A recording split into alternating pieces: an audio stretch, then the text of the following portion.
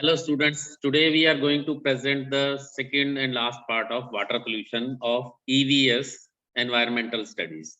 So पहले part में हमने पढ़ा था कि वाटर पोल्यूशन क्या होता है, उसके पॉल्यूटेंट के क्या क्या कारण होते हैं और उनको हम ट्रीटमेंट वाटर ट्रीट कैसे करते हैं सो दैट वो पीने लायक बन सके या जिस भी इंटेंट के लिए यूज कर सकते हैं उस यूज करने के लिए यूजेबल कैसे बन जाए। तो हमने 4 तरह के उसमें देखे थे कि 4 तरह के उसमें यूज़ हो सकते हैं प्राइमरी, सेकेंडरी, टर्शरी इस तरह के ट्रीटमेंट थे। तो अभी हम एक कांसेप्ट बड़ा इम्पोर्टेंट जो पढ़ने जा रहे हैं, वो है हमारा डिसॉल्व्ड ऑक्सीजन, बीओडी और सीआईडी। तो अभी हमने लास्ट टाइम में पढ़ा था कि सरफेस वाटर पोल्यूशन किस कारण से होता है। तो हमें पता है कि it is due to sewage, it is due to industrial effluents, industry से निकलने वाली चीजें हैं, सिंथेटिक डिटर्जेंट हैं, एग्रोकेमिकल्स हैं, ऑयल है या वेस्ट हीट।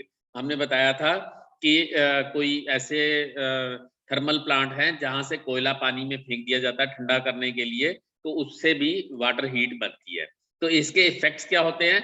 ज्यादातर हम बात करते हैं कि ह्यूमन हेल्थ के ऊपर क्या क्या होता है।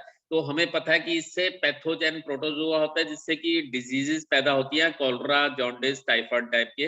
लेड कॉन्टामिनेशन जो कि हैवी मेटल से आर्सेनिक टाइप में होता है, तो उसमें नाइट्रेट फर्टिलाइजर जो यूज किए जाते हैं इंजेस्टेड हो जाते हैं जिससे कैंसर तक हो सकता है। जेनेटिक ऑर्डर डिसऑर्डर्स होते हैं जिससे पैदाइशी कुछ प्रॉब्लम्स हो जाती हैं। हेल्थ इश्यूज जैसे स्किन रैशेज, पिंक आई, रेस्पिरेटरी इन्फेक्शन, सांस लेने में तकलीफ होती है, हेपेटाइटिस ये भी हो सकते हैं। फ्लोराइड कंटामिनेशन से हड्डियों और दांतों में प्रॉब्लम्स हो सकती है। हार्ड वाटर भी वाटर पोल्यूशन से होता है और back foot blue baby disease ये भी पार्ट वाटर पोल्यूशन से होते हैं। नाउ अब हमने बात की थी कि रिडक्शन ऑफ ऑक्सीजन, तो एनवायरनमेंट में रिडक्शन ऑफ ऑक्सीजन जो हो जाती है उसमें वाटर लेवल में जो होती है वो कम होने से क्या होता है, ज्यादातर प्लांट और एल्गी और जो पानी में रहने वाले जीव हैं उनको ज्यादा नुकसान होता है, उनसे हमारा इकोसिस्टम इम्बैलेंस बैलेंस उसका खराब हो जाता है। इंफ्रास्ट्रक्चर की भी बात की थी। तो अभी हम देखते हैं कि डिसॉल्व ऑक्सीजन क्या होती है। अभी हम देख भी चुके हैं डिसॉल्व ऑक्सीजन क्या है। द डिसॉल्व ऑक्सीजन मींस घुली हुई oxygen is the amount of very small unseen bubbles, micro जो होते हैं छोटे छोटे बबल्स होते हैं जो दिख नहीं सकते हैं, मॉलिक्यूलर ऑक्सीजन की फॉर्म में होते हैं।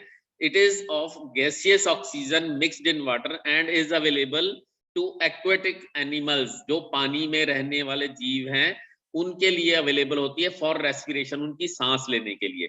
It is in the dissolve form, घुली हुई फॉर्म में होती है, इसलिए इसको नाम दिया जाता है घुलनशील या घुली हुई oxygen, dissolved oxygen. If more oxygen is consumed then is produce. अब ऑक्सीजन पानी में प्रोड्यूस भी होनी चाहिए और यूज भी होनी चाहिए। तो अगर ज्यादा यूज हो रही है और प्रोड्यूस कम हो रही है तो ये ऑक्सीजन डिसॉल्व डीओ जो है वो कम हो जाता है और इससे जो एक्वेटिक एनिमल हैं जो पानी में रहने वाले जीव हैं उनकी डेथ भी हो सकती है। Now this is the most important indicator of health of water body system.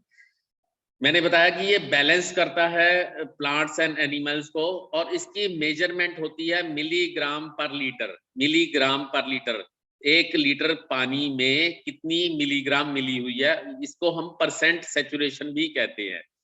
तो इसके सैंपल्स कलेक्ट किए जाते हैं बीओडी बॉटल में। एक glass bottle with turtle neck, एक जो कछुए की गर्दन जैसी होती है वैसी बॉटल में उसको रखा जाता है और विंकलर मेथड से उसको मेजर किया जा सकता है। अब आज हम बात करेंगे कि विंकलर मेथड होता क्या है। कुछ मैं फैक्ट बताना चाह रहा हूँ कि डीओ लेवल जो हैं वो सीजन के साथ भी चेंज होते रहते हैं और 24 घंटे के पीरियड में भी चेंज होते रहते हैं। तो जब भी हम इसको मेजर करेंगे कुछ टेम्परेचर और टाइम देख के करेंगे। They vary with the water temperature and altitude. अगर हम पहाड़ों पे चले जाते हैं तो डीओ लेवल कुछ और होता है। और cold water holds more oxygen then warm water.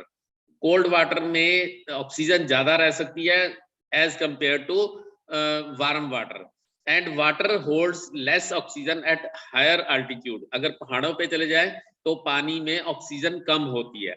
Aquatic animals are sensitive to lower DO level, वो एकदम से परेशान हो जाते हैं अगर डीओ लेवल उसमें कम होगा।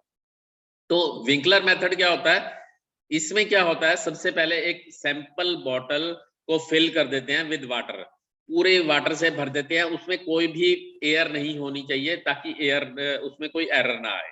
उसके बाद क्या होता है कि हम डिसॉल्व्ड ऑक्सीजन को रिएक्ट करते हैं with A series of Regents, कुछ रीजेंट्स होते हैं, कुछ केमिकल होते हैं जो कि उसके साथ एसिड कंपाउंड बनाते हैं। तो डिसॉल्व्ड ऑक्सीजन है, अब जैसे जैसे उसमें एक एक करके हम रिजेंट्स डालते जाएंगे ड्रॉप बाय ड्रॉप, जिसको कि हम टाइट्रेशन कहते हैं, ड्रॉप बाय ड्रॉप एडिशन को टाइट्रेशन कहते हैं।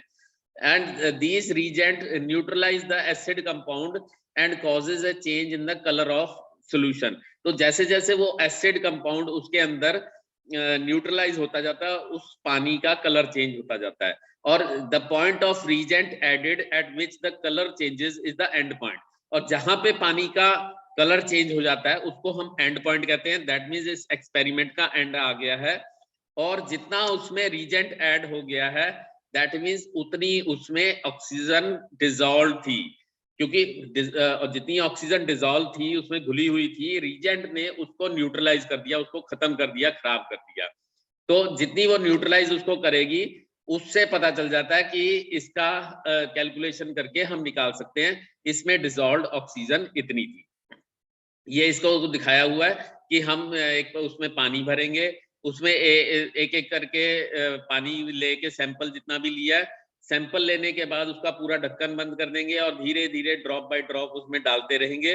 डालने के बाद हम एक एक करके जैसे ही उसका कलर चेंज करेंगे होता है, तो चेंज कलर होते ही हम उसको फिर उसको कैलकुलेट करेंगे। हमारे पास फॉर्मूलाज होंगे कि रिएक्शन का कितना होगा, तो उससे कलर चेंज होते ही हम जितना उसमें ऐड हुआ है उसके अकॉर्डिंगली हम निकालेंगे कि डीओ कितना है। Next is BOD, biochemical oxygen demand. Biochemical oxygen demand, bio means जिंदा, ठीक है। तो ऑक्सीजन की मात्रा, the amount of oxygen that is required to oxidise convert all the organics in 1 liter of water by bacteria and protozoa is called biochemical oxygen demand और BOD5। BOD5 क्यों कहा जाता है वो भी हम आगे बात करते हैं। तो हिंदी में इसको कहता हूं ऑक्सीजन की वो मात्रा जो 1 लीटर पानी में सभी जीवों को बैक्टीरिया और प्रोटोजोआ द्वारा ऑक्सीकृत, दैट मीन्स चेंज करने में, रूपांतरित करने के लिए आवश्यक है, उसको BOD कहा जाता है। ऑक्सीजन की मात्रा, क्योंकि पानी में जिंदा जीव भी हैं तो उनको ऑक्सीकृत मीन्स खत्म कर देने के लिए जितनी भी जरूरत है वो उसकी BOD या बायो केमिकल ऑक्सीजन डिमांड कहलाती है। BOD5 क्यों कहते हैं? 5 मीन्स 5 डेज इंक्यूबेशन पीरियड, 5 दिन में इनको रखा जाता है कि 5 दिन में उसको वो ऑक्सीडाइज करके खत्म कर दे। तो अब जब वो ऑक्सीडाइज होंगे तो ऑक्सीजन खत्म भी होगी। अब ये किस लिए होती है? It is mostly widely use parameter for organic pollution applied to waste water and is use, इसलिए यूज होती है। One is to determine the approximate quantity of oxygen that will be required to biologically stabilise the organic matter present. अब हमारे पास गंदा पानी है तो उसमें कितनी ऑक्सीजन लगाई जाए कि उसके अंदर जो जीवित प्राणी हैं उनके लिए वो ऑक्सीडाइज होके खत्म हो जाए, जो बैक्टीरिया और प्रोटोजोआ है वो खत्म हो जाए। तो आवश्यक ऑक्सीजन की अनुमानित मात्रा निर्धारित करने के लिए हमें BOD की वैल्यू निकालनी पड़ती है। तो दूसरा है to determine the size of waste water treatment facilities. Treatment की हमने फैसिलिटीज देखी कि कितने बड़े चाहिए, कितना दिन तक चाहिए। And third is to measure the efficiency, कि इस ट्रीटमेंट प्रोसेस की एफिशिएंसी कितनी होगी, कितना ऑक्सीजन डालने से कितना उसमें बैक्टीरिया और प्रोटोजोआ खत्म होगा। And compliance with waste water discharge permits, कि उसकी परमिशन कितनी दी जाएगी कि इतना यूज करना है, किस काम के लिए यूज करना है पानी को। इसका प्रोसीजर अगर बात करें तो हम 2 सैंपल लेते हैं, ठीक है। 2 सैंपल, एक जिस एरिया से पानी यूज करना है वहां का एरिया, और दोनों को हम क्या करते हैं, स्पेसिमेन वाटर जो है जिसमें कि डिस्टिल्ड वाटर है उसके साथ उसको डाइल्यूट करके अच्छी तरह शेक कर दिया जाता है। चेक करने के बाद after this record the DO level, दोनों का एक सैंपल का डीओ लेवल दिया जाएगा। डीओ लेवल का हम बता चुके हैं कि कैसे निकालना है, वो पिछले वाले में हमने देखा था। तो उससे कंसंट्रेशन ऑफ ऑक्सीजन मिल जाती है। तो एक सैंपल हमने ले लिया, the remaining sample is sealed and placed in incubator. दूसरा सैंपल जो है उसको हम एल्युमिनियम फॉयल में बंद करके 5 दिन के लिए अंधेरे कमरे में 20 डिग्री सेंटीग्रेड तक बंद कर देते हैं। After 5 days take another dissolved oxygen reading. तो 5वें दिन के बाद उस वायल को निकालेंगे, उस सैंपल को निकालेंगे और उसका डीओ टेस्ट करेंगे। डीओ टेस्ट करने के बाद जो पहले दिन उसका डिसॉल्व्ड ऑक्सीजन आया था और आज आया है, क्योंकि 5 दिन के अंदर उसके अंदर ऑक्सीजन है, वो जो उसके अंदर बैक्टीरिया है वो 5 दिन के अंदर खत्म हो गए उसके अंदर की ऑक्सीजन यूज करके। तो दैट मीन्स बीओडी लेवल कम हो गया, उसका ऑक्सीजन लेवल कम हो गया। इसको final BOD result in PPM, parts पर मिलियन में नोट करना है। अब इसकी रीडिंग्स कितनी होंगी मैं बताता हूं कि अगर साफ पानी की लेक से लिया गया है बीओडी तो 2 मिलीलीटर पर लीटर निकलता है, लेकिन अगर रॉ सीवेज से निकला तो हंड्रेड्स में और फूड प्रोसेसिंग वेस्ट में थाउजेंड्स में निकलता है। ये इसकी रीडिंग की रेंज है। यहाँ पे देखिए कि अगर बीओडी लेवल पीपीएम पार्ट्स पर मिलियन, पीपीएम पार्ट्स पर मिलियन ऑब्जेक्टिव क्वेश्चन है, 1 से 2 है तो इट इज वेरी गुड, इसमें ऑर्गेनिक वेस्ट ज्यादा नहीं है। 3 से 5 है तो मॉडरेटली ठीक ठीक क्लीन है।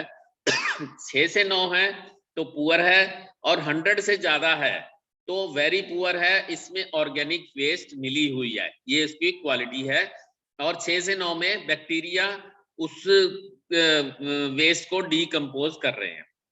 The next is COD, chemical oxygen demand. Chemical oxygen demand means पहले वाले में सिर्फ जो उसके अंदर बैक्टीरिया था उसके अंदर ऑक्सीजन को डालने से बैक्टीरिया खत्म हो गया बायोकेमिकल से।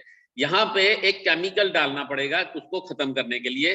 The amount of oxygen required to oxidise organic matter present in water sample by means of strong chemical oxidising agent is called chemical oxygen demand.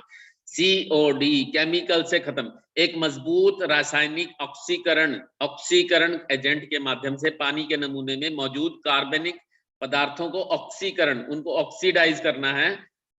जितनी ऑक्सीजन चाहिए उसको रासायनिक ऑक्सीजन मांग या सीओडी, केमिकल ऑक्सीजन डिमांड कहा जाता है। It is used to determine the quantity of pollution in water after waste water treatment. ज्यादातर जब वेस्ट वाटर की ट्रीटमेंट हो जाती है उसमें पॉल्यूशन की अमाउंट देखने के लिए ये देखा जाता है। तो अभी हम बात करते हैं फैक्ट्स की। मैं कुछ बताता हूं आपको, इसके फैक्ट्स क्या क्या हैं। The higher value of COD, the higher value of COD indicates the higher organic pollution। Simple word में बात करें तो COD का मतलब ये है कि it need of oxygen to oxidise और डीकंपोज द ऑर्गेनिक और केमिकल सब्सटेंस। उसके अंदर ऑर्गेनिक जो सब्सटेंस मिले हुए हैं उसको ऑक्सीडाइज करने के लिए कितनी जरूरत होती है।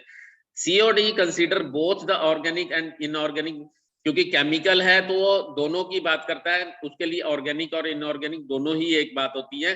तो ये वेस्ट वाटर यूज करता है strong oxidising agent like potassium dichromate. याद रखिए पोटेशियम डाइक्रोमेट और पोटेशियम परमैंगनेट। आपने देखा होगा कि हम पानी को जब शुद्ध करते थे एक लाल गोली डालते थे पोटेशियम परमैंगनेट की, तो ये वही काम करता है, ये केमिकल को उसमें ऑक्सीडाइज करने के लिए काम आता है। Because the COD values include oxygen demand by biodegradable as well as non-biodegradable substances, इसलिए COD की वैल्यू BOD से हमेशा ज्यादा होती है।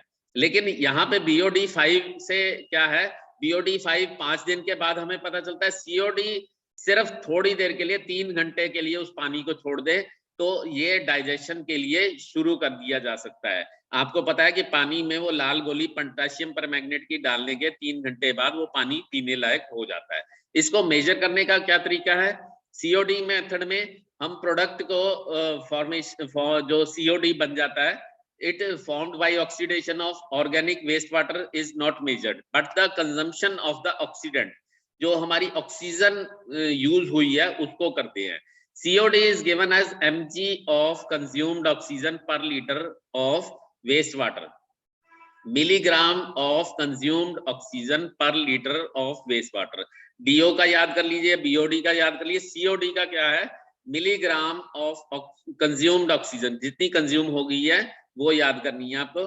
The oxidant used in procedure is not oxygen but potassium dichromate और पोटेशियम परमैंगनेट, अभी मैंने बताया था K2Cr2O7 इन कॉन्सेंट्रेटेड सल्फ्यूरिक एसिड। तो ये पावरफुल ऑक्सीडेंट है इन एसिड नेचर, तो इससे H2Cr2O7 बन जाता है एक हाई टेम्परेचर के ऊपर 148 degree. By this the consumption of, ये पोटेशियम डाइक्रोमेट की है, during oxidation and its oxygen equivalent, तो इससे हमें COD की वैल्यू पता चलती है। तो जितना वो हमारा लाल गोली यूज हुई है उससे पता चलता है कि उसमें कितनी COD की मात्रा थी। तो डिफरेंस क्या है BOD और COD में, ये लास्ट हमें थोड़ा सा दिमाग में रख लेना चाहिए। COD is total measurement of all chemicals, चाहे वो ऑर्गेनिक हैं चाहे इनऑर्गेनिक, जिंदा हैं या मुर्दा हैं, इन वाटर और waste water. BOD is a measurement of amount of oxygen that required for the bacteria to decompose.